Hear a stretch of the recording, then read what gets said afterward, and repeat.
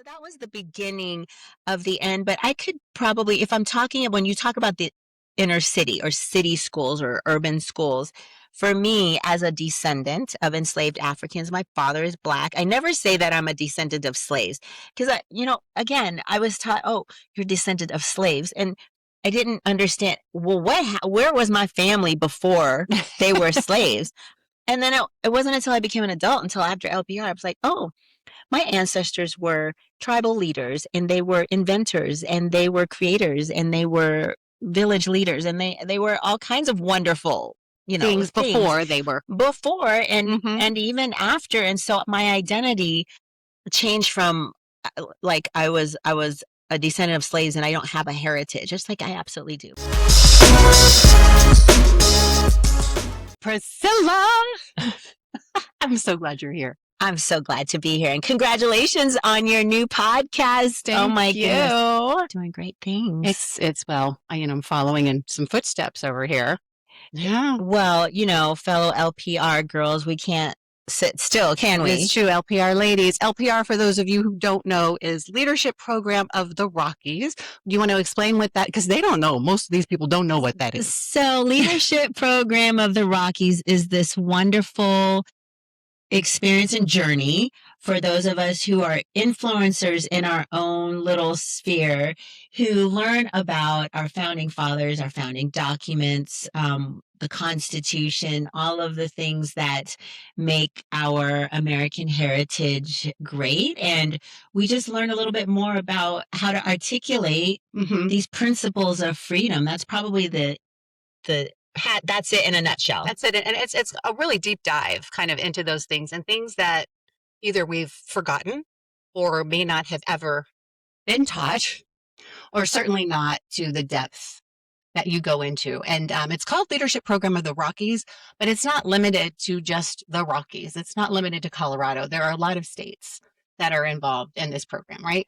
Absolutely. So we've had people fly all the way from Alaska every month. It's a 9-month program and you get to learn besides so many amazing people. And this is part of what comes out of LPR is you make friends with people who are movers and shakers and doing wonderful things to make a difference in our community. And so I'm just excited to be here with you. And then watching them grow and blossom and do phenomenal things like write books, like Restoring Education in America. And I have, you can see there's lots of highlighting in this book. I highlighted a lot. There's a lot of really good, I think, great information for teachers and great tips. And one of the things, and this isn't the only thing we're going to talk about, y'all. We're not just here to pitch a book, I promise. But a small pitch from me to you. It's not just a book.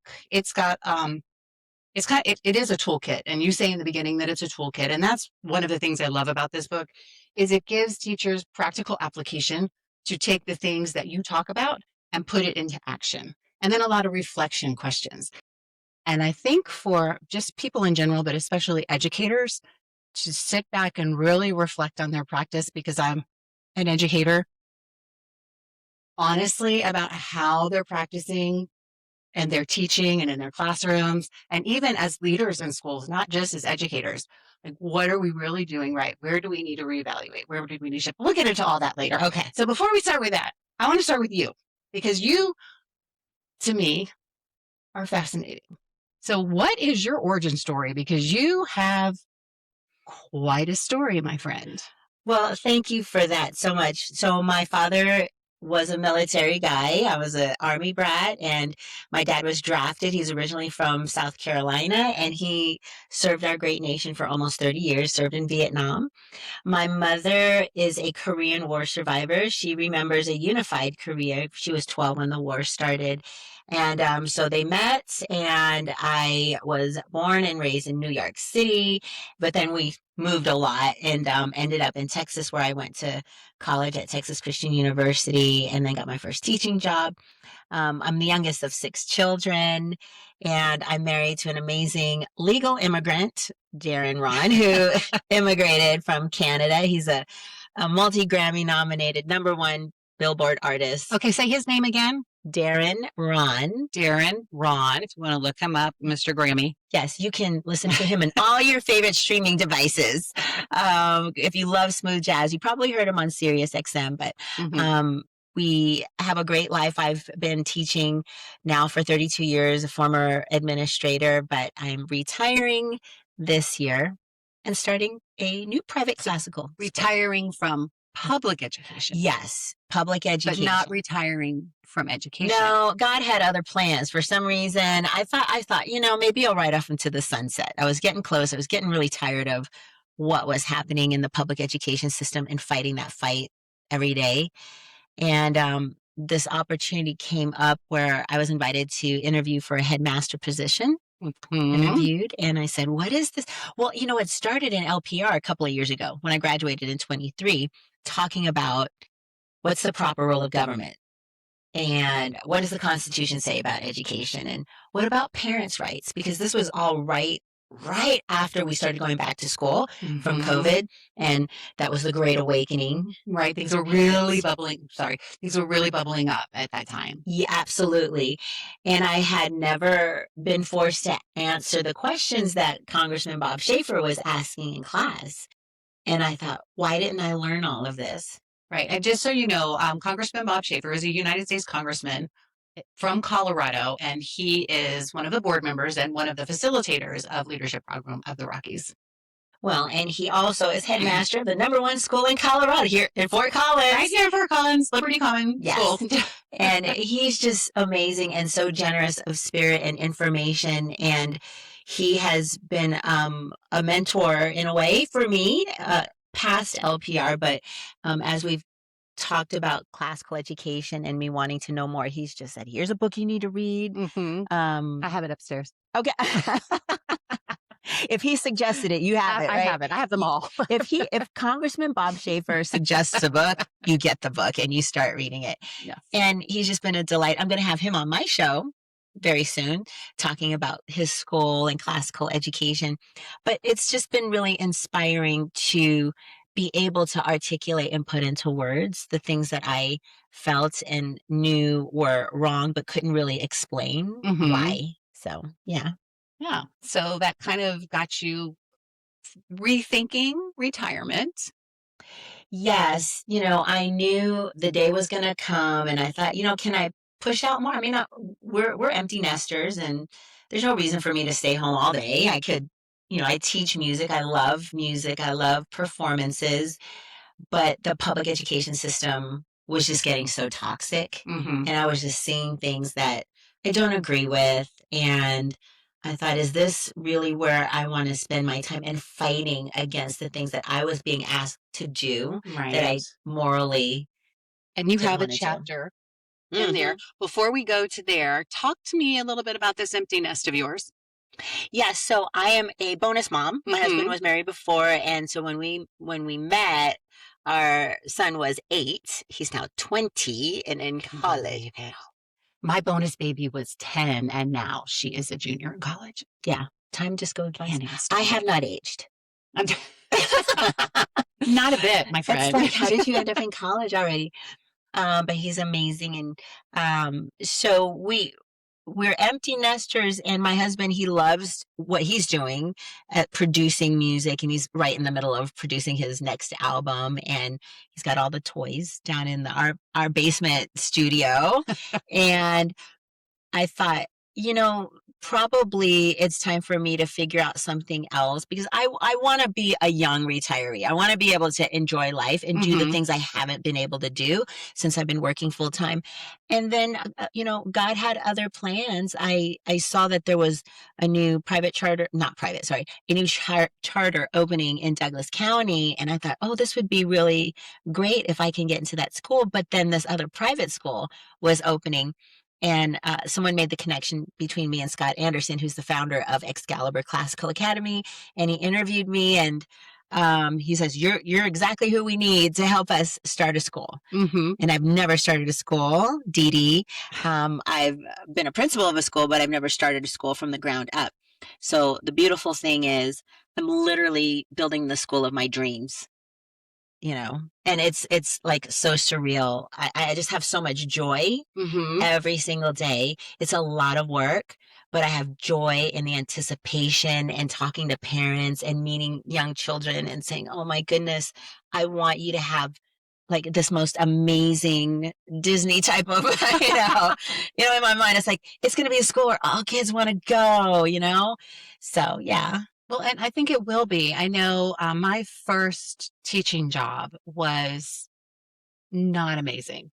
I was in an inner city school, and I think I talked about this a little bit in my introductory video, and I had very little support from my administration, and it was a disaster. I fled. I ran as fast as I could from that. Now, I could say fortunately or unfortunately, I was pregnant and had to go on bed rest, so I had to leave. So I didn't have to quit or anything like that. I got to go on early maternity leave, so to speak, and got to keep all of my benefits and that kind of thing. But when I went back to teaching 17 years later, I went to my daughter's little private school. And I thought I would never teach again after that experience. And that's what got me back into teaching, was having a very different experience in a very small school with an incredibly supportive administration. And it was like you said, I was yippee skippy. I was literally skipping tra la la into school every single day. I loved all my teachers. I loved all my students. I knew almost all of my students because I was teaching my daughter's friends. I knew the parents. It was an incredible experience, and then I didn't leave. I left that school because it was a temporary position. My daughter's teacher was out on maternity leave. She came back, so I couldn't stay. Oh, But I started looking at charters, and went to work in what started as a small charter and then exploded into a really big charter. But again, incredible administration. And so we didn't have, these elite little private students. This school was right down the school from the school where I fled. So we had this inner city school kind of population, but it was a very different parental population, a very different investment from the parents, and it was wonderful. And I stayed until we came here. but it shouldn't be that way when you look at how hard like the teachers unions No, fight. you shouldn't. It And shouldn't. I was a teacher union leader and I drank the Kool-Aid for so long and I got red pilled through LPR and I quit the teachers union a little over 2 years ago. But they fight so much for public education, but they don't fight to change the actual structure. They fight for more pay and, benefits for themselves and for all these social justice issues. But they don't really understand because they can't give what they didn't have. Most public school teachers didn't grow up in a classical environment in an No, and education. I didn't. As a student, I didn't grow up in a classical environment, but the environment that I grew in with the educators was very different. I remember in that school, my mentor teacher was a good deal older than me. She was probably 20 years older than I was. I was in my early 20s, of course, was a new teacher. And I got scolded for going into school early and staying late to teach my students who were struggling. I got in trouble for that. She said, Wow. "You're not getting paid. You can't do that." And I said, Wow. my kids need me. What do you mean I can't do that? I kept doing that. Good for you. Well, what are you going to do? These kids were dying. Yeah. You prioritize the students and what they Yeah. need. Definitely. Yeah. I've done that many times. And I didn't join the union. And she was very upset with me for that. She said, "Well, what are you going to do if somebody sues you?" And I said, "Well, why would they sue me?" But that's how they get you. Why- The fear factor, Why are they going to Dee. sue me? And she said, "Well, what if they do?" I said, "Well, then I guess I'll get an attorney." What do you mean? Mhm. I was just baffled at the whole thing. I guess I was very young and green, but I just didn't do it. But I only lasted 4 months and then I was gone. Oh wow. Well, if you lived closer, I would wrangle you into my school and get you into my school. I can move. We can talk later. Okay. So you got red pilled and understood that at least here in Colorado, we can't, maybe teachers' unions are different in different places, but in Colorado, the teachers' unions are very powerful, very, very powerful here in Colorado. I ran for school board in 2021. That's where we initially met. And then we got to know each other much better in LPR. And when I was running for school board, there were these pamphlets, postcards that went out to everybody in my school district that said I was an evil, horrible baby killer because I wanted parents to be able to choose what they did with their kids. So it was really shocking. And one of them came to my house. I got one in the Interesting. mail. I got one of these. Oh, the pamphlet. I I thought you got a meant pamphlet. someone came to your house. No, Wow. I got one of Okay. those postcards in the mail because I was Hmm. an unaffiliated voter. So I got one. Wow. Yeah. Yeah, that it's really unfortunate that in politics that's what the teachers union does, Yeah. but they don't get to know who you are or your Yeah. policy platforms very well, and because you don't have a D by your name, because Hmm. even though the teachers union is on paper nonpartisan, they are very partisan. Almost all of their Hmm. dues goes to Democrat candidates and their policies, which have not helped us in Colorado at all. And this is a nonpartisan conversation, everyone. I don't want you to feel like this is a Democrat versus Republican conversation. It is not. But the situation in our state, if you look it up, it's a little nutty. It's not old school Democrats. I Mm-hmm. mean, I've got an old school Democrat right now running for I think she's running for treasurer, and she's incredible. And I love her and I will give her my vote freely. But she's a normal, lovely human being. Well, She's not a crazy person. right, and I think that you hit the nail on the head when we think about a classical education and how we raise children to be servant leaders and to celebrate the things that are true, beautiful, and Good, virtuous, beautiful, and all true. of those things, and how do we interact with other human beings? It's with those qualities that are really critical. But we're not raising like there's no time in the day. There's time in the day, Right. but we're not making time in the day to really teach character and virtue. Which is why we have this podcast, right? How to live a principled life, Mm-hmm. right? More than one way to live a principled life, because there is more than one way. There's not a Republican way, there's not a Democrat way. But there are principles and there are virtues. So when we talk about living a principled life, Priscilla, what does that look like to you? What does that mean to you? Well, you can get there, I think, through a liberal arts type of education where you're learning character traits like core values. In my school, we have 10 core values of how we approach life and how we view other people and how we show up in our manners. And so when you are constantly reminded when you're making decisions, like from the early stages on, we understand child development and frontal lobe and all of that good stuff. So when you understand child development, where a child is, you can start to really talk them through. Hey, are we doing the very best that we can? Are we servant leaders? Are we taking personal responsibility? Are we being excellent? Do we view life with an abundance mentality? These are the types of virtues that we teach. And then eventually they become ingrained into your daily conversation and how you show up.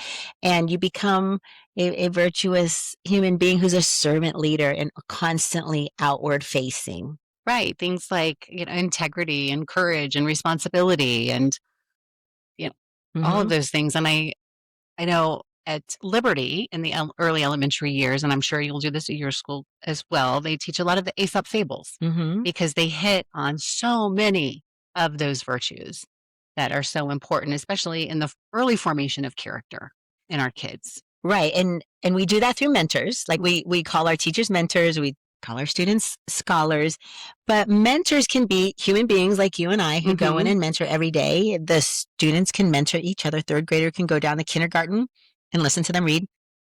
But another great way that we do in the classical schools is through our books and through the classics, where you can read something from Aristotle, or you could read something from C.S. Lewis, something modern. You could read something from the Bible.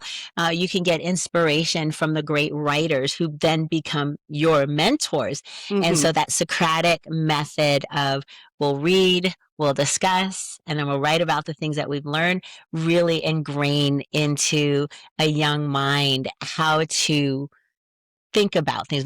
We teach them how to think, right? Not and what to question. think.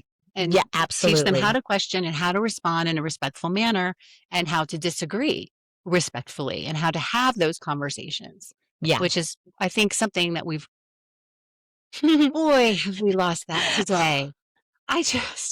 It's so disappointing to see, even in Congress. And, I was just talking about this yesterday about Marjorie Taylor Greene, Mm-hmm. how she stepped down and she admitted, hey, I was right involved in the toxic environment. I contributed to that and I regret that. And that takes a lot of maturity and Mm-hmm. courage to realize, I'm just going to step back because this is not a good environment for me to be in. And I'm sorry for contributing to a toxic environment.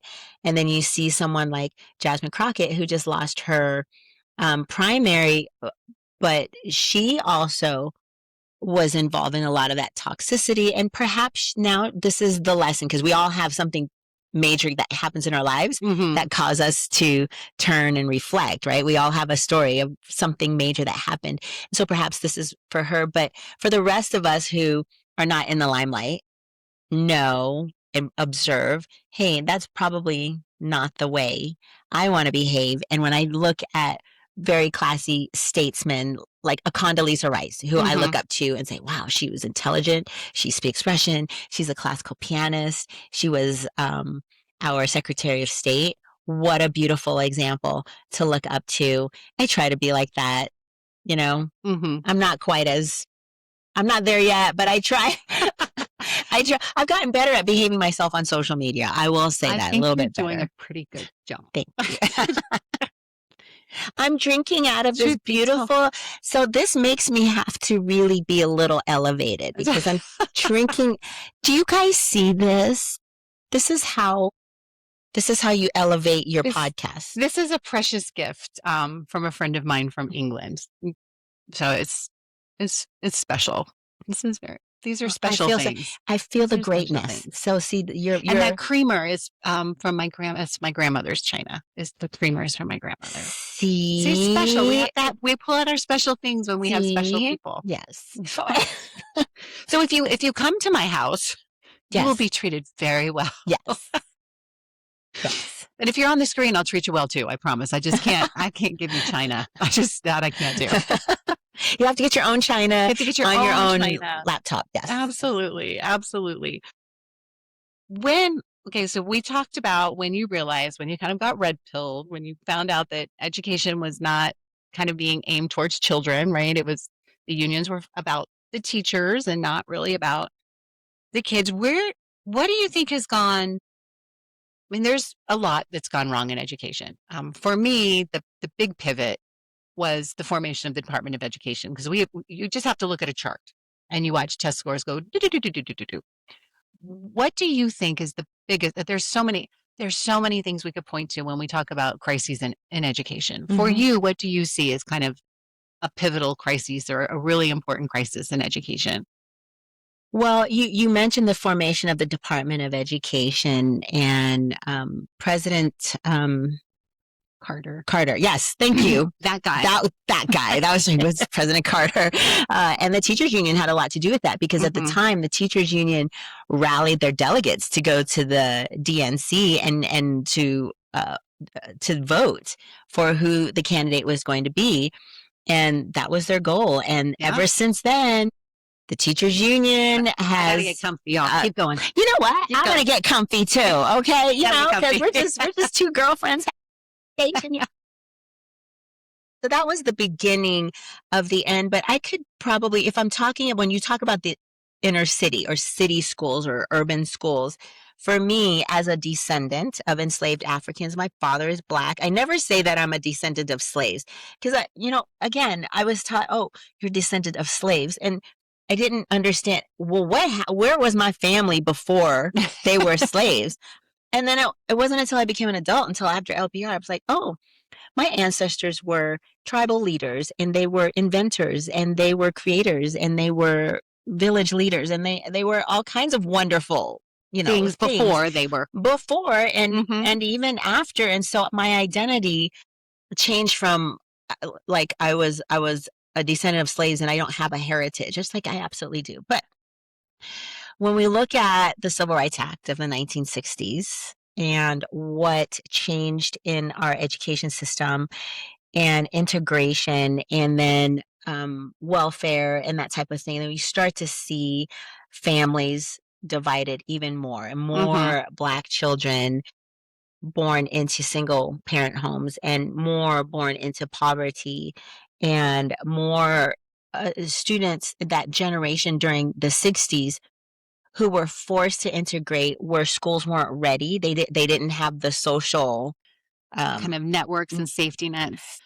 not just that, but even the white students and the white teachers who may have felt like they shouldn't have to teach these kids, Mm-hmm. who were not that wonderful teacher that you were, Mm. really invested in students. I've spoken to adults who were in that period, or maybe even busing period, who said, I used to love going to school, and then I got forced to go out of my community to go to a different school, and they hated it because they were called names and ridiculed. So that transition, like they ripped the band-aid off with integration Mm-hmm. instead of really thinking it through. And so you have a whole generation then of what used to be Black Republicans become Black Democrats. And that's a whole nother show. You'll have to come back. Yeah, that's a whole nother show just to talk about our history, like, right, Mm-hmm. really understanding what happened. And then, when you talk about We can talk about. We have time. We got okay, nothing but well, time. Go, girl. Margaret Sanger, We got time. who, intentionally, everybody knows Margaret Sanger's intention of, Mm-hmm. you know, eliminating a Mm-hmm. whole entire Well, I population. think you need to let people know who Margaret. A lot of people don't know who she is. Planned Margaret Parenthood. Sanger is the founder of Planned Parenthood. Parenthood, which I call planned genocide. But she was very, very vocal in her intention Mm-hmm. was to kill off, the Black race because she thought And they were brown. inferior. Black and white, yeah. So it was really toxic. She put these Planned Parenthoods targeted in city Very schools. specific communities. Yes. You wouldn't find them in the white suburban communities. Mm-mm. You'd only find them in the Black communities in the inner city. And so the narrative then became abortion is healthcare. Abortion is healthcare. So these young Black girls who didn't have a father in the home, who got pregnant, it was very convenient for them to go have an abortion and then not have to, worry about having to raise a child, especially if it meant interrupting their education or their work. So it just became this whole industry around the Black community. And now, you know, we can say that we're free. Yes, we get a free public education. Any child does.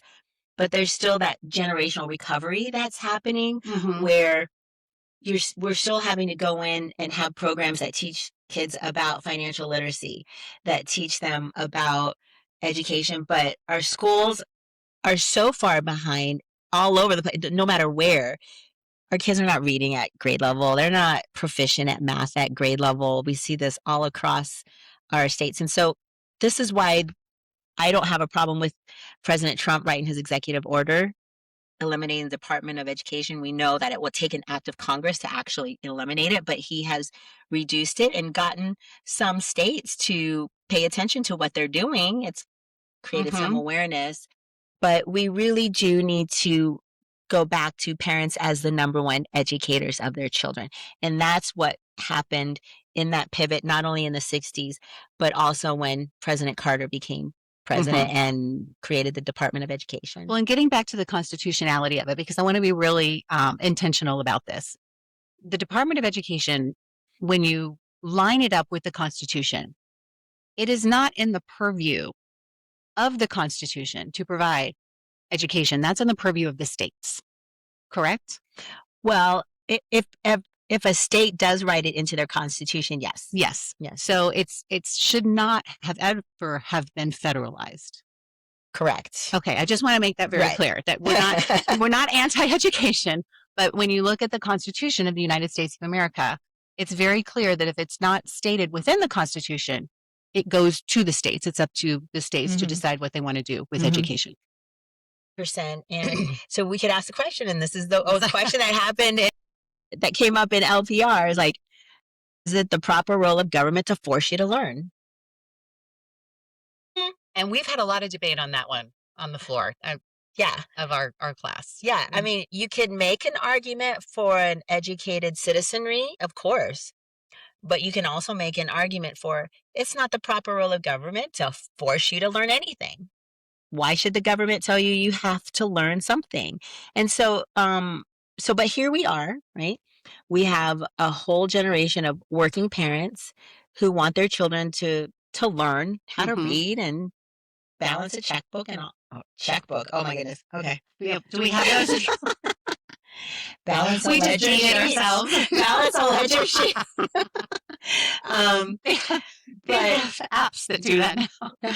you got to have number sense. Otherwise, the woke will tell you, 1 + 1 is not necessarily 2. Don't. Okay, we're not going to go there. But yes, but I think that's why a classical education teaches you more than just content. Mm-hmm. It teaches you how to make sense of the world, how to find truth and beauty in the world, because there is truth. If there isn't truth, we're in trouble. But there is truth, and there is beauty, and there is virtue in There the world. absolutely is. And I I think that is the beauty. And back in the day, long time ago, back in Alexander Hamilton's day, back in way, way, way back, they called that the common school.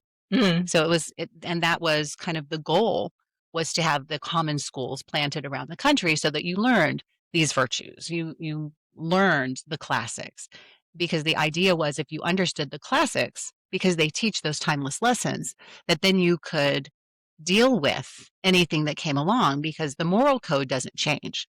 And then you understand how to deal with all of the chaos around you. And what we've done in modern education is we've stripped all of that away, and we've gone to nonfiction, we've gone to informational reading, and then you lose those lessons, and you don't know how to navigate everything that comes at you, because you lose that moral code. And Yeah, that's and really important. well, and to add on to that, we are living in a technology age where we're giving one-to-one technology to every kid, and it is a disaster. We started doing that, and kids on their smartphones and on their computers, Hmm. and they're not reading, and they're flipping like the brain, Yeah, it's that connection. I have to tell you, because if any of my teachers from my previous school, they're going to go, well, Miss Messina was a proponent of one-to-one technology. I was, but only in the sense that I needed enough computers in my school so that my children could test. Hmm. Because we did not have enough computers for the kids to test, and we had to get the computers from the high school, and we had to transport them on carts down the road Mhm. on carts. How dangerous is that? And they could fall off and get broken. I just needed enough computers in my building so that each kid could have a computer to take their darn tests, because we are a public school, public charter, and we still have to take those benchmark tests, and we still have to take the standardized tests. And it was a cluster. Yes. So yes, I wanted one-to-one technology in that respect, but Well, not for iPads and phones and that kind listen, of thing. No, I did not want that. when they first came out, it was so exciting for No. all of us to go, wow, students are going to learn how to use a computer, because we didn't grow up the internet did not exist. No. When I tell my students, I didn't have a microwave until I was in high school. Like, there was like no modernization Cable? of anything. No. I'm still proud of the fact that I Well, was now it's able to. streaming. It's like cable. Oh, yeah, yeah. But Cable. I was really proud of the fact that I had so many phone numbers memorized at one point, and I only have my husband's phone number memorized. But anyway, That's the only one I have too. well, There's too many now. there's too many. You used to have one per family. Now it's one per person. Yeah. It's too many. Yeah. But, I'm looking at your beautiful library, and when we think about the education of the aristocrats and the powerful and the decision makers, they all had home libraries. Yeah. That is what distinguished the upper level of society from the lower level, was the ability to read and to have a library. And Oprah, who I'm not necessarily a fan of Oprah, but I remember a quote because she was such an avid reader. Listen, Remember Oprah's book club? There are some great things with Oprah Winfrey. Yes. Yeah. But here's something that she said, and this really hit home to me. She said someone told her, you must become a reader, Mhm. because the aristocrats, the upper in society, if they don't want you to know something, especially in the Black community, they'll put it in a book, because Black people don't read. And that was like, whoa. And I looked around, I'm like, I don't have a library anymore. I'm just watching TV or going to the movies or social, but I'm not reading for knowledge and enjoyment. And that was a big eye opener for Wow. me. I know, hard hitting, but she said it, and there was some truth to that. And I think that's what sparked her love Mhm. of reading. But it's true, when you look at history and you go to museums and things like that, every home had a library. And I think it's so important to have a real library. Yeah. Kindle is great. It's great for travel. It's great for convenience. to read in bed. It's really nice. But you have a book where you actually turn pages. It's a whole different neurological connection. And Kindles can change at the drop of a hat. Like if somebody wants to change something in that book, they want to delete something, they can do that online and your book will change. Interesting. Yeah. So it's not static. It's very dynamic. So if somebody decides that what they wrote last year, that they want to change it this year, they can change that and it will change in your library. So you're saying go get the first edition. Yes, that's exactly Get the original edition. Get the original and put it on your shelf. Dictionary. How put it on your shelf. How's the dictionary changed? Yeah. I keep looking for these like old Webster original dictionaries because of the way they defined words. It's such an eye opener because I have 20-year-old Webster's dictionary, thesaurus, and synonym, these big fat books. And my kids are like, why do you have those? You can just look them up online. And I'm like, but it isn't the same anymore. No. The definitions are not the same. And I still have them. Good for you. I used to give them to people for graduation gifts. Every time somebody graduated from high school, like all of our babysitters and things, that's what I would give them. And they just thought it was crazy. But so next to buy is the Harvard classics. And I'm so intimidated by the thought of reading. The saying used to be, if you read all of the Harvard classic books, that was the equivalent of a Harvard education. I'll have to look into those. My mother gave me these. These are the international collectible libraries. Very, very good. Yeah. I'm looking for your Anne Rind. That's over there. I have one that I had because I read it already when I took the class. So I have the hard copy, and then I have another one. I have books all over the house. Yes, there's books here. There's books over there. There's books upstairs. They're in my every room has books. Every room. I am that nerd. I just absolutely am. So we were talking about this shift. So you started noticing. Well, you knew about it in the 60s. You didn't start noticing in the 60s because you weren't born yet. Because you were born in the early 70s, right? Correct. Yeah. So this crisis, you see it more of a cultural crisis? A cultural and moral. Yeah. Because I don't understand. A lot of Black I have families, notes. I have to have notes. Go ahead. Well, a lot of Black families were raised in the church. I mean, that's where the old Negro spirituals come from. We're a very, very religious community. But if you don't really read and you don't go read the Bible specifically, and you don't go to a church that teaches the truth, as I'm not interested in a church that tickles my ears and says stuff for me to just make a donation. I want my soul to be saved. And so a lot of that means dying to our flesh and living a life that's pleasing unto the Lord and obedient to the Lord. And the Bible talks all about what the proper role is for the husband, for the wife, for the children, the way we need to be. Those virtues and character traits are right there. If we could be obedient and just follow that, life's not perfect, but with the Holy Spirit, we could live a full and abundant life that's pleasing to the Lord. And it gives us a better chance, right? It gives us a better chance at success. And so I see, the breakdown of fathers, because God designed fathers to be. Talk about fathers, because in your very first chapter 1, you go deep on fathers.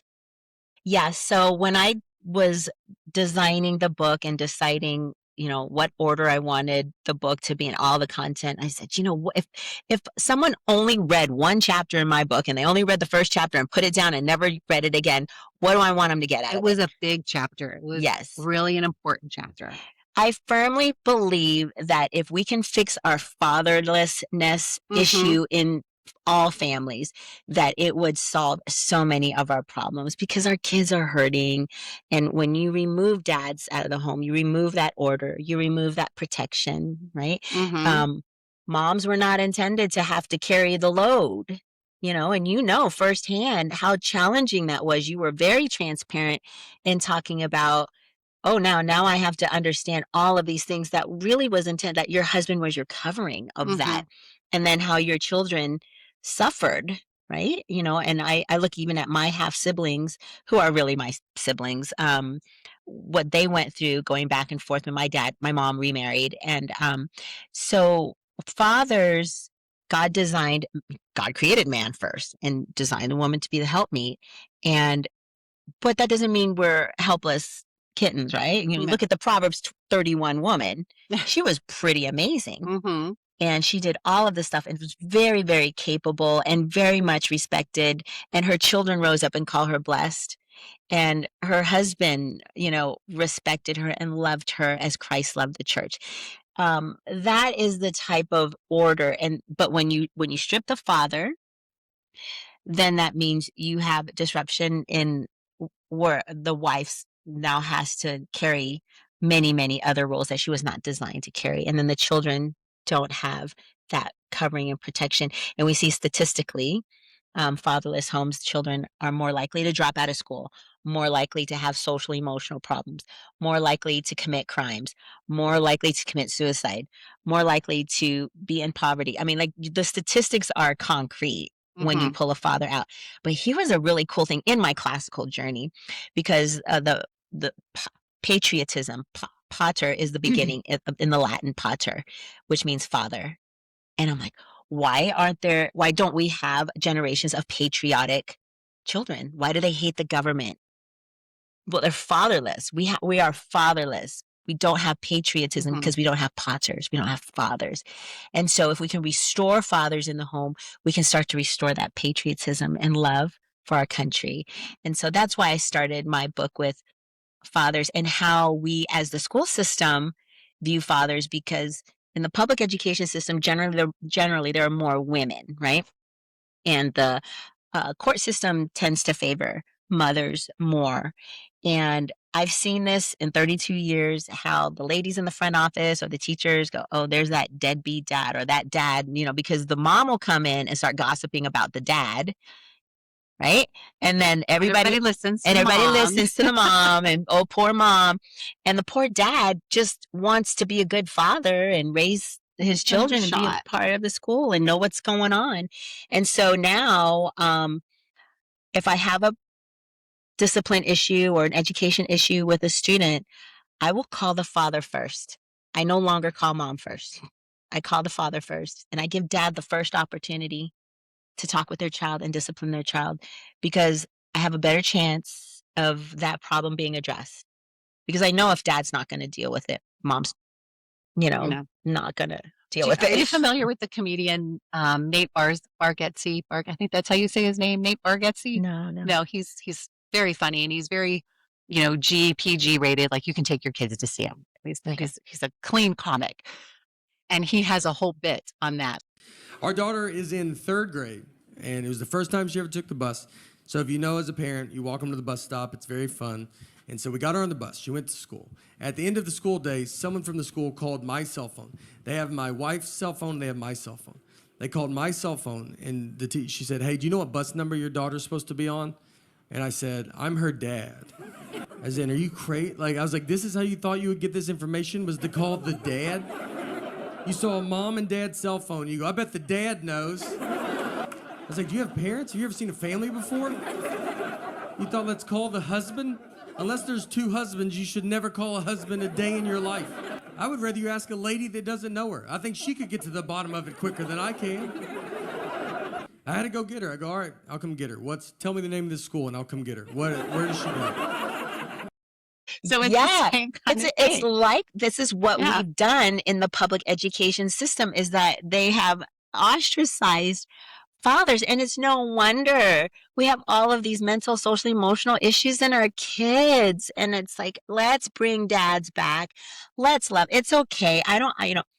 We're joking about the whole like Save Act and voting. Like, oh, now I can't vote because I got married and I changed my last name. Like I can't get an ID. This is like really silly thing with the women's rights movement. And I am not a feminist. I am a strong, independent, very type A woman, but my husband is the leader of the home. He is my covering, and I respect that. And I find security in that. Well, I wondered. I was like, is this going to be a problem? I mean, I was worried. I was like, is this going to be a real problem? I'm a little bit anal retentive, so I have all my documents. I have my marriage certificate still. I have my divorce certificate. I have my divorce paper. I mean, I have everything. So and I have a passport. So I have a passport. So it's not, for me, it's not an issue because I have everything, but not everybody has everything. So I went online and I'm like, okay, where can I get a birth certificate? Mhm. And it lists 3 ways. And it's like super So super simple. simple. Pay $20 and you get a copy of your certificate. And you can do it online. Yeah. And I was like, okay, what about a marriage certificate or a divorce certificate? So it was like $2. I was Yeah. like, okay, same thing. 1, 2, 3. I mean, it was real. I'm like, okay, so this really isn't, it's not hard. Mhm. So I was like, okay, this is fear mongering. It's really not a big Well, deal. and all of the things you're talking about, Yeah. you did in real time. So you Yeah. already have the documents. You're already registered. Well, to but I vote. kept them. Not everybody keeps them. Like I Well, held on which to I held on to my daughter's birth certificate until she was like 30 Mhm. because she loses everything. If I would have given her birth certificate and she knows this, she asked me to hold on to it. It's not like I was being like Mhm. super over momming mom. She's like, please keep my birth certificate. Yeah, it's a Yeah. very important document. And Yeah. so this is a great time to tell people you should either have a safe or a filing cabinet where you keep all of your Yep. important documents, but you should have Well, you need because to- you need everybody to has a birth go. certificate. Everybody should have a to-go box Yes. because, your house could catch fire Mhm. and you need to go. If you live in a hurricane-prone state like I Mhm. did, we had a to-go box with all my insurance documents, all of our passports, all of our everything. So I just had one thing that I could pick up and go. Mhm. If you live in a tornado-prone state, you need a to-go box Mhm. that you can just grab your stuff and go. Everybody, if you don't have a to-go box, build a to-go box, put your important stuff in there. Everybody should have a to-go box. 100%. I don't ever tell people what to do, but I'm telling you, get a to-go box. I had this debate on social media about, well, I don't. And make I sure it's don't- waterproof and fireproof. Get a Yes. to-go box. Yeah. Someone was debating me. I don't have a birth certificate. And I'm like, guess what? You do. You do have a birth certificate. You just don't have a copy of it. So get a copy of it right now so you have Put it. it somewhere safe and make Yes. it easy to get to and Yeah. easy to go in case Yeah. you got to go. Problem solved. And Just that's the end of the podcast because right there. That's it. Nice seeing you guys. It's been real. We saved the world. Save the world with your to-go box. That's all you need is Yeah. to-go box. Yeah. Yeah, but Yeah. fatherhood. Put your gold bars in there too, or your silver bars, whatever it is you're called. But Dee Dee, I was one of the fortunate ones. The privilege, right? So when we talk about privilege, it's not white privilege. It's truly is the privilege. I believe Yes. in economic privilege. Yes, There's definitely economic privilege. It's the privilege of having a mom and dad Mhm. who were married at the time of your birth. That is a privilege right there. Mhm. Who were still married at the time of your graduation. And in my case, at the time I was married, my father walked me down the aisle. I was very blessed because I had a father who was patriotic, who served our nation, who was a godly man, and who was married to my mom until his last breath. So that for me is a privilege that I don't take for granted, never did. And so when people try to argue with me on my beliefs because they look at me and they think I should Believe a certain believe way. a certain way. I'm like, my Black father who grew up during segregation, I never heard him talk negatively about white people or distrusting white people or I'm oppressed or anything like that, right? That we see socially. And it breaks my heart because there's these young kids who grow up prejudging their teacher. If you walked in and where's your homework? Take those headphones off your head, take that hoodie off, get your book open, and they would call you a racist. Right. Simply because you asked them to be accountable for their education. Mhm. I was never raised like that. So, it's a different age and we've got to turn this Titanic where we look at people for the content of their character. That's the phrase. Who are you? How can I get to know who you are? Right. You and I are sitting here together as sisters Exactly. and friends because we know how to value the character and respect each other. Mhm. And it has nothing to do with the shell that God put us in. Well, no, you can't help that. It Yeah. is what it is. I have no It's- control. And I hate that phrase. It's one of the worst phrases in the world. I do. I'm like, it is what it will be. But in this Yeah. case, it is what I can't change this. Right. You can't change that. It's And nor should you. no. I mean, what am You I don't gonna need to do? be Rachel Dolezal and try to be something Oh, different good than you Lord. are. Be you in All right. there. Be who you are. You're perfect the way God made you. See, I'm sitting here long enough, and then I get really relaxed. Okay. You're see, we've already talked about all the things. This is awesome. So So you're in the process of hiring Yes. So what grades is your school starting with? Yeah, we're starting kindergarten through third. Okay. So we went through all these iterations, like should we open K through five? But when you're trying to build a culture, and I was advised by other people who started schools who said, Priscilla, don't. K2, K3, I wouldn't go I was just talking to some people who they're going to start a Christian classical school in Colorado Springs. And they were thinking of starting with six or 9 through 12 or 8 through 12. And I said, ooh, that's going to be really hard because they have kids that age. And so they want to just, and I was like, okay, if you want to do that, it's going to be hard though. It's going to be hard to fill. I said, sixth grade is easier to fill. Ninth grade is easier to fill. You're going to have a hard time with 7th and 8. You're going to have a really hard time with 10 and 12. It's really easy to start K2. And you want them to be able to understand the model, grow in the model, and display, so I'm very impatient. I want the fall to be here. I want all these kids to come, and I want to have all these wonderful mentors, and finding the right mentors, that's not easy to do, because again, you want to find someone that can start in this philosophy, this concept of, you know, I'm not just the teacher sage on the stage, and the way we were taught, like facts, facts, facts. It's not that kind of a school. And so when you look at a wonderful school like Liberty Common, if you look at their CMAS scores, because they're a charter school, K through 8, they're low because they're not teaching to the CMAS test. They're not teaching to the standards, but then they Yes. skyrocket 100%. and 6-12. 9 through 12, yeah. especially, Yeah. they outperform because their students actually learn the concepts that are necessary to be successful. So that's pretty much the angle that we're using, in our classical model. That's so exciting. I'm so excited for you. I can't stop being happy about your smile. This next phase. Says it all. It just brings me joy. And, you would think after 32 years, I'm finding that joy again. Anticipating and being so happy about the future. And I just want every parent to come take a look at what we're doing, or wherever you are. If there's a classical school somewhere near you, go check it out, because it's different. But when you look at, again, who are the leaders in our world, and a lot of them go through this type of an education. Right. And that liberal arts education is encompassing those virtues and those principles that you need in order to succeed. Because you become that well-rounded person who can navigate challenges. We look at our leaders, and one of the questions, the litmus test for me is, what have you run?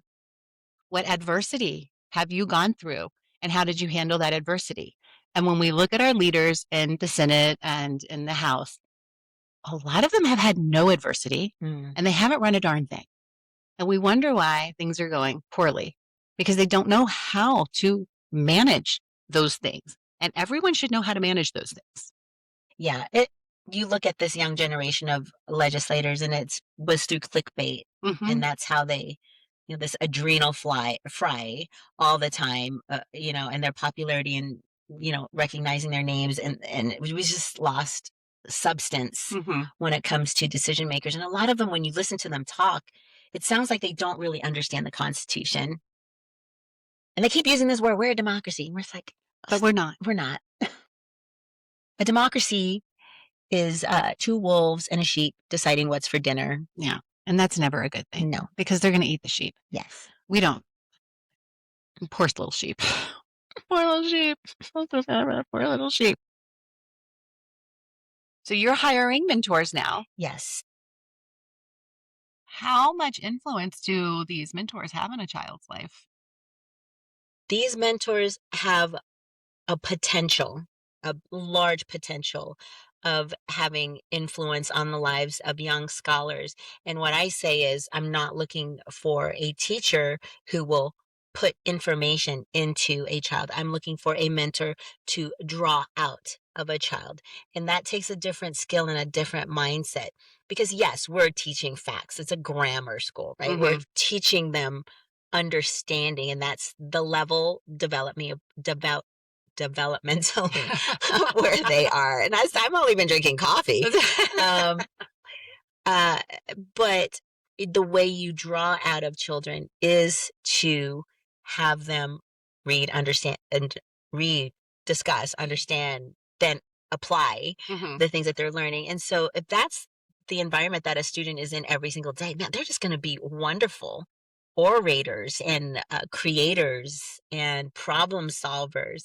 And so that's the person that I'm looking for. Our mission and vision at Excalibur is restoring our heritage, okay, by developing servant leaders who are keepers and defenders of the principles of freedom for which our founding fathers pledged their lives, fortunes, and sacred honor.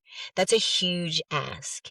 And you have to be in it to win it. You have to come in with this mindset every day that these are young lives that you're molding. And part of that is, yes, you're gonna, it's not classroom management, right? Because we don't manage people, we manage things. We manage our budget, we manage our supplies. We don't manage people. We develop, young people, and it's just a totally different mindset and approach of the environment that you create. And so when a parent walks into our school, we want them to feel that. We want them to feel like they're in this collaborative, trusted, safe environment where they're welcome and not ostracized, where they can trust, like, yes, we're all like-minded in what the goal is of where we want to be. And that is just a place full of love and wonder and excellence, because we're not going to sacrifice the excellence and the greatness. Yes, we're going to expect kids to be, working hard and applying themselves. And you can have it all. You can if everybody's rowing in the same direction, Katie.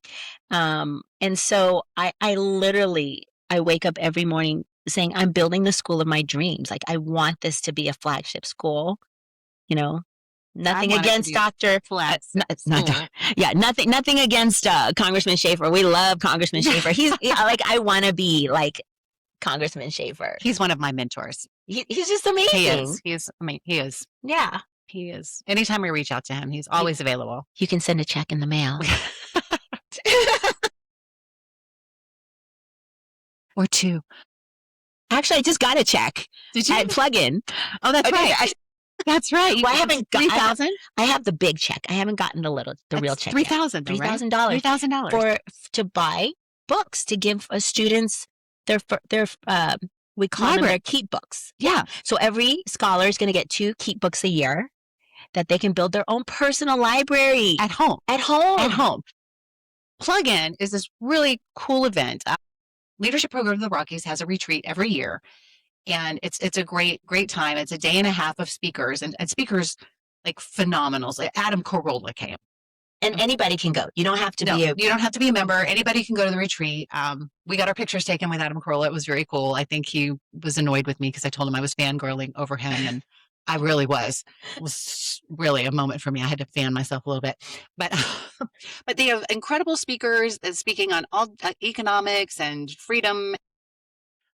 I can't even remember because there were so many, and I don't think I missed a speaker. I think I hit every single speaker, and other people are out networking in the halls and talking, and not me. I'm there taking notes. Just very excited. But at the end, there's this event called Plug-in, and people come and pitch ideas for a chance to win $3,000 to go toward whatever idea that nonprofit they're pitching for a nonprofit. And there were a lot of great ideas being pitched at this event, and Priscilla pitched her new school to build a library for each child. So each child every year would have 2 books to go towards this library. And she was, let me just tell you, I won't tell you what she did because some people may be offended, but it was hilarious. It was funny. It was hilarious. And yeah, I don't think there was one single person who didn't vote for her because it was great. Oh, well, thank you. It was great. I waited till the last because I was like, oh, I don't think I can do this. And I didn't have time. I was so busy. And I thought, I should, but she came with a wagon of prompts. It was great. Well, I have to say that the times that I've heard other people speak, I'm just in awe of them. And I thought, I'm not worthy. I'm not worthy. And I thought, well, Priscilla, listen, give it a shot. Because even if you win third place, you might be able to win $1,000, and you can still buy a lot of books with $1,000. So I thought, I'm just gonna go give it a try, because at least I can tell the founder of Excalibur that I'm working. I'm trying to do something, and God was it was such a blessing to be there amongst my colleagues who all had great, nonprofits that they were trying to raise money for. So it was a blessing, and thank you for laughing at my jokes and everything about it. It And so was so good. I still have my big check, and I can't wait to go buy books, right? With the money. So But I'm gonna circle back. I hate that expression too. I've been using a lot of expressions today that I hate. But let's rewind okay. to the mentors and the impact that they have on the students. And you were talking about accountability and responsibility. And one of the chapters in your book talks about responsibility, and it talks about discipline, and it talks about correction. And I think, in my experience, these are things that schools have really shied away from. We don't hold students accountable. And I'll give you an example after you talk, because I've got one that's really bugging me right now about my old school that I just found out about. It was one of the moms. She's going to actually be on our show, and she's a teacher there and a mother there. And she called me. She's like, "Oh, no, what's happening here?" But we're not holding students accountable for their actions, and I don't think we're always disciplining appropriately, because if we don't discipline the kids, they don't learn, and they continue to engage in behaviors. And I love that you position this as correction. So do you want to speak a little bit to that? Because I think it's really important, and not just in education, but just in life in general, with employees and employers and moms and kids, because this gentle parenting thing. We need discipline and correction. We see the ramifications even in our state laws, where we let people steal cars 3 and 4 and 5 times, and we let sex offenders get away with really soft slaps on the back of the head. That's in our state. That's happening right here in Colorado.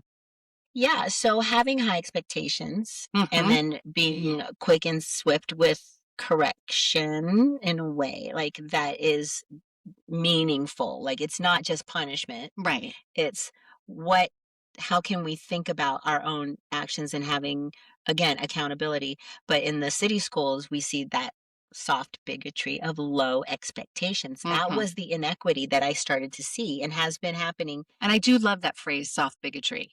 I think it is so spot on. I think it is a really, really good definition. And I just think it really defines what is happening in our school. Well, because you see people say, oh, the poor child, you don't want them to be scarred by correcting them. And so, I'm going to make an excuse and lower the expectation for you. And what that makes a lot of young people do is they think, oh, I can just do whatever. And my teacher is going to have this big heart. All I have to do is show crocodile tears or whatever. And then I will skate through. And they just become less and less accountable for the things, and that they don't strive as hard, because we over scaffold a lot of times supports for young people rather than holding them accountable. It's okay if they struggle sometimes. It's okay if they fail. Failure is the best lesson. Learn. Yes.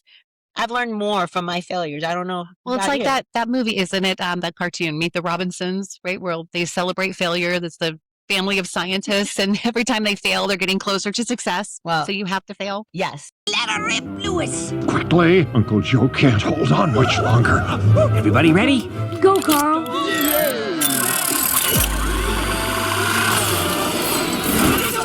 Oh, no.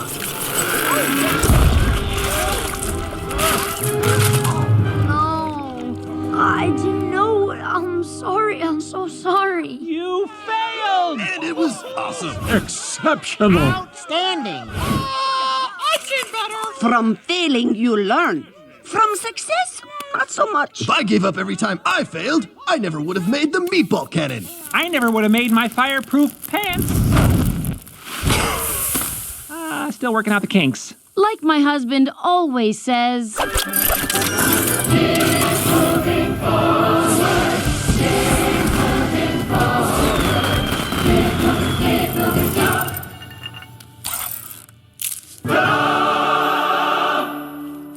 I propose a toast to Lewis and his brilliant failure. May it lead to success in the future. So the greatest people failed up, right? Yeah, you have to fail up. Yeah, inventors are a great example Yeah. of that. So I think it's just really critical to not hyper focus every time a child makes a mistake, because then they can really stop Mhm. trying and you could shut them down. So it's balance of asking a child, hey, is this your very best that you're doing? I think that's a great question to ask. Do you think this is your very best? And a lot of times they'll say, okay, well, like, how can we level up? How can we make a better decision? How can we think about the impact of what we just did to someone else and the people around you, right? It's just a matter of constantly, because you got that biologically, that cloud in the frontal lobe doesn't dissipate until 27 or 28. It just like really doesn't. And it's nuts during adolescence.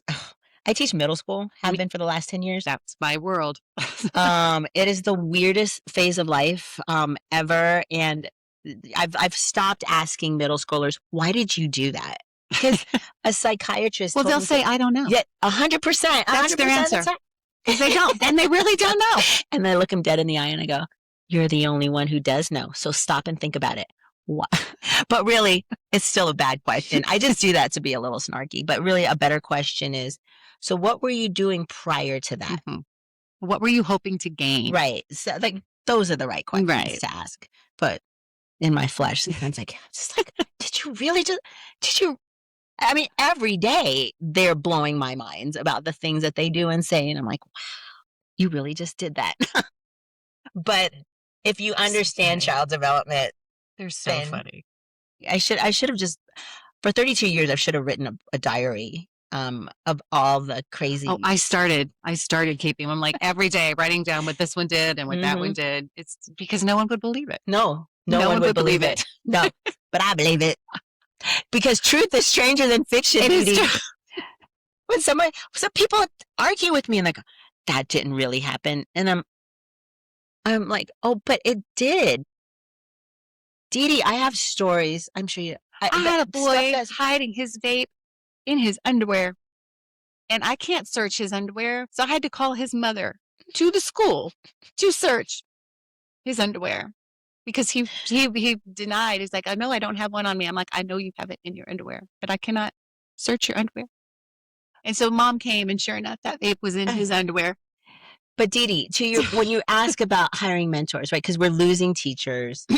They quit mid-year. They're so burned out. The climate, teachers don't quit jobs. They quit bosses, right? They quit people. And so if we could get back to creating a learning environment that really truly is respectful and loving and kind and joyful, you can't. It used to be that way. If you go back 60 years, what public school used to look like.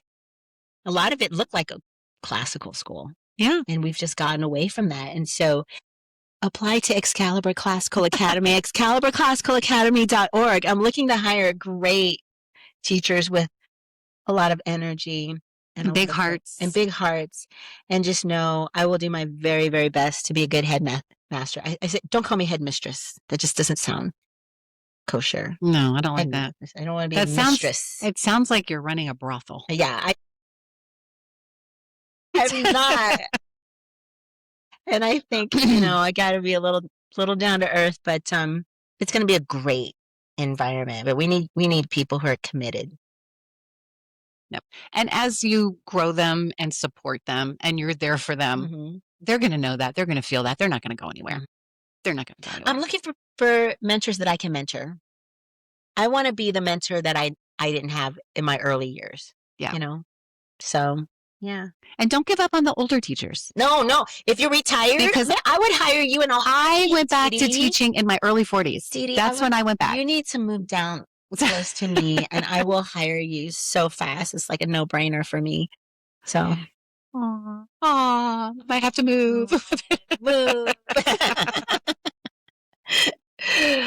Oh my Oh, goodness. goodness. You are the best. You are the absolute best. Do I have anything Ditto. else? I think we already talked about chapter 1. That was way down here. Oh, we talked. There is more. But wait, Wait, there's more because we talked about parents, right? Right, and we both agree, and we've talked about this ad nauseum, not really ad nauseum, but a lot in LPR that it is the parents' right and responsibility to direct the education of their child. So we see holes in that. How do we fix that? How do we bring parents in? How do we encourage parents to get involved in the education of their children? What do we do? You have to be intentional. A school has to be intentional. And I say this in every parent meeting. I say, we are partnering with you.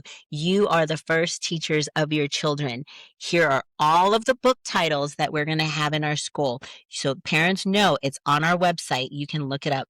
And I say, there's not going to be a book that comes into this building that is not approved by me prior to coming in. It has to be approved. So we're not going to keep secrets from parents. We want you to come in and volunteer. I'm going to have a sitting area for you if you just want to come hang out, have a cup of coffee.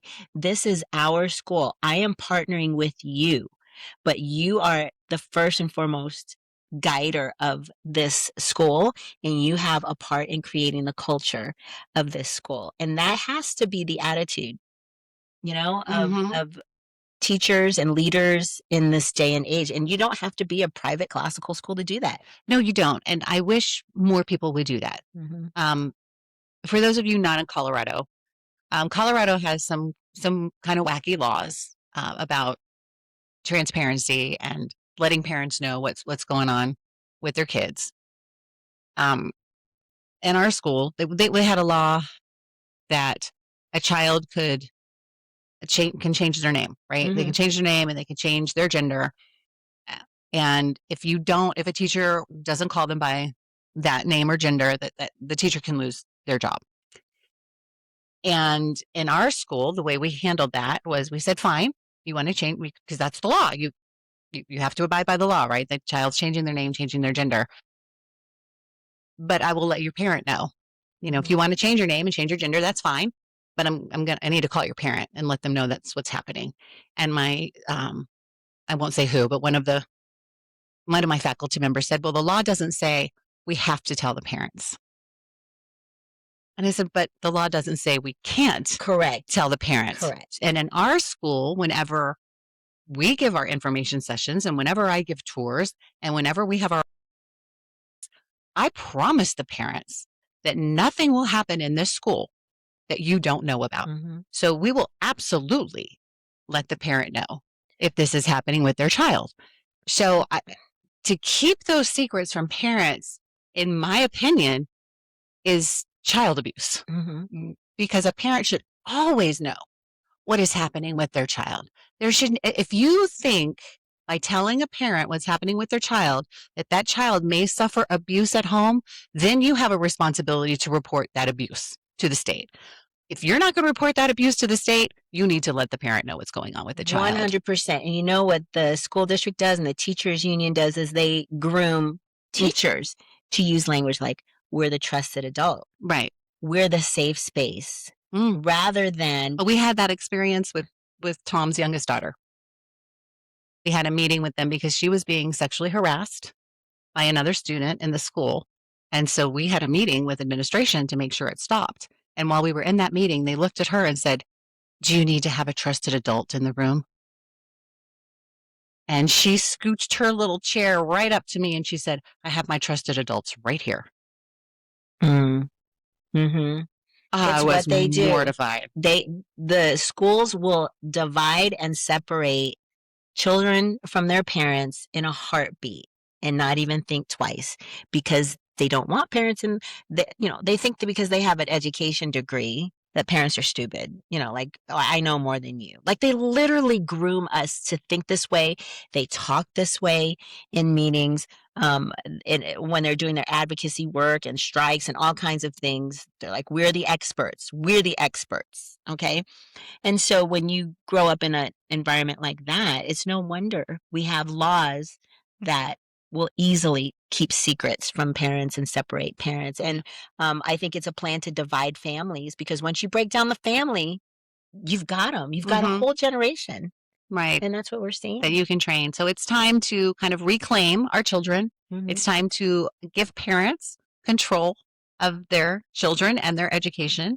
And I think this is a great way to do it. And I'm really, really excited for you. And I cannot wait to see what happens with Excalibur. And I'd like to see kind of that model, that this classical model just explode. And it has been. It's been exploding around the country. More and more schools are adopting it. They're popping up all over the place. And I think it's a great model.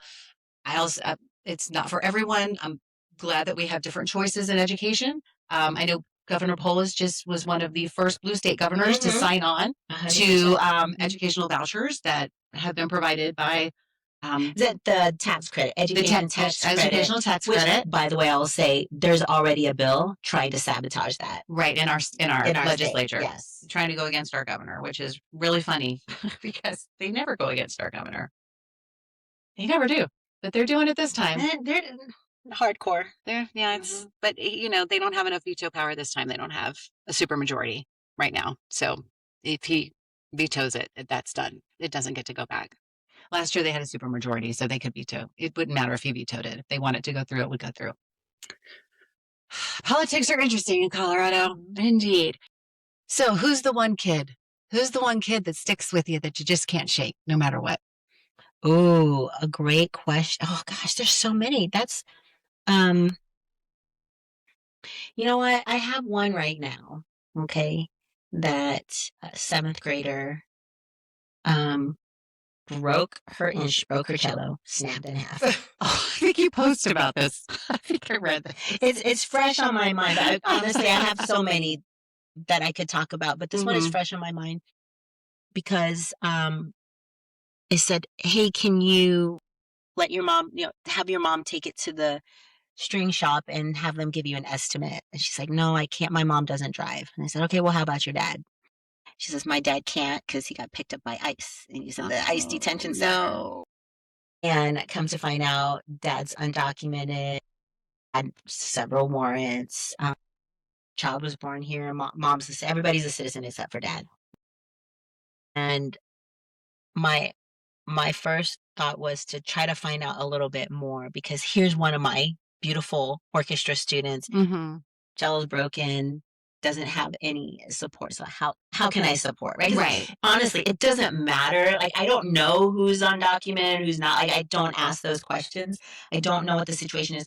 But I see a little girl who dad's in prison, right? He's in jail. And then I think about my experience with my awesome dad. And could this child be separated from her father? So I found a little bit more. And you can visit someone in the ICE detention center, but you have to make an appointment. It's not always you're allowed to because of the rules. So I called a contact and said, "Hey, I have this little girl. She hasn't seen her dad in like 3 weeks. And, is there a way she can just have a visitation with her dad?" And they were so wonderful at the ICE detention center, and they arranged an hour visit, because that's what they can get, an hour time. And she went to go visit her dad, and she came back the next day. I said, "Did you get to see your dad? How was it?" And she smiled, and she was like so happy that she got to, because they don't know, right? And these are children, and they don't know. And it never got into an ugly debate about Trump or ICE, or it never evolved into that. It was just, I think she's old enough to understand there are consequences for the decisions that you make. And it sounded like she was surrounded by people who weren't necessarily being political or hateful. It was just, there's a process that we all have to follow. And she was just happy to spend time with her dad. And that is the power of fathers, right? Because you have great fathers, you have fathers who don't make good decisions, but it doesn't change the fact that that's your father, and the impact that a father has, and how important it is for dads to make good decisions and to stay out of the court system, because it's not like he just got picked up. I mean, ICE was picking him up because he was in the system. He did some things that he shouldn't have done. And they were bad. And, but she sticks with me because she's a reminder of what's going on right now in real life and how I can have an impact to love her, to support her, to say, it's okay, we'll get you another cello. Mm-hmm. No, we're not gonna, And we'll get you to see your dad. and we'll get you to see your dad. And, you know, I told her, I said, the most important thing is that your family stays together. Mm-hmm. So I'm sure your parents will talk to you about what you might want to do. Whatever happens, if dad goes back to his home country, will you all go with him or will you stay? I said, the beautiful thing is you'll always be able to come back to America because you're an American citizen, you have an American passport, you'll always be able to come back, but you'll never be able to replace the time that you have with your dad. So, think about how you can keep your family together. That was for me because I can just see her as an adult if they're separated, because I have students who have been separated. Their father or their mother is in another country and they haven't seen their parents in like 10 years because they're separated. And I just think there's just no substitute for keeping a family together. So yeah, that's the one child right now that's on my heart. So Thank you for sharing that story. That's a great story, and so timely, right? So timely. So we've talked about some hard things. So what's a good thing? Where do you see some encouraging things? Well, Excuse me. Something that's good is that we are seeing stronger borders. We are seeing a push for more accountability in our schools. We are seeing a requirement to end DEI for someone like me. Like, I don't want it. I don't want programs that judge me based on the color of my skin. I want to be able to be held accountable for my contributions and my thinking and my ability straight up. That's what I want to be respected for. And so I'm seeing that, that there's more effort into supporting parents, and we're seeing voucher systems popping up in more of the red states and school choice and these tax credits for parents. It's just like I'm seeing things start to change intentionally. And with me being an educator, I love that. And the other thing that I love is that I'm seeing more elected officials who are being bold in their faith. I happen to be a Christian, so I like that. I know not everybody is, but the fact that we live in a nation where we're free to worship and we have leadership who protect our freedom of religion, I find that really, really comforting. And I'm being more bold, or I should say, like, less afraid, Right. to say, well, I'm a Christian, but I know I have to live up to that. Well, if you put it out there, if you've got the little fish on your car, you better not cut people off in traffic. But when you have as many birthdays as we've had, right? And you look back and go, okay, that was the first, 50 years of my life. What are the next 50 years of my life going to look like? You become a little more mature. You put things into perspective. And I'm just in this really amazing sweet spot right now. Like, I'm ending one phase and I'm starting another phase, and I will spend the rest of my life in the classical model. I will, and I'm happy for it that, we have a great founder in Scott Anderson who's putting the finances behind the school and taking some of that pressure off of, creating and developing this beautiful school. And I just want kids to come. If you've got little ones and you live, it's the Cherry Creek area, right? It's Cherry Creek School District area, but Centennial. Okay, if you are in the Cherry Creek area in Centennial, Colorado, and you're looking for a school for your K1, 2s, and 3s, got to check out Excalibur. It's going to be a brilliant school. Yes. It really, really is. Okay. And I think I had one more. So if somebody's listening today and wants to help restore education in America, what's one tip you want to give them? Pray for our school. If you're a prayer warrior and you pray, I believe God works in the realms that we can't physically get things done. And I don't say that tongue in cheek because it's the one thing when people say, oh, well, prayer doesn't work. No, prayer is literally probably the number one most powerful thing that people can do, because there will be attacks that come. There'll be people who don't want us to be successful. Mhm. There will be people who will try to do bad things to our school.